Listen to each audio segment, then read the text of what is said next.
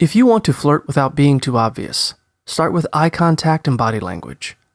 Try meeting your crush's eye and smiling. Let them catch you subtly checking them out from time to time. For example, take a quick glance at their lips before looking back at their eyes. When you're conversing with them, mirror their body language. For example, lean in when they do, and smile when they smile.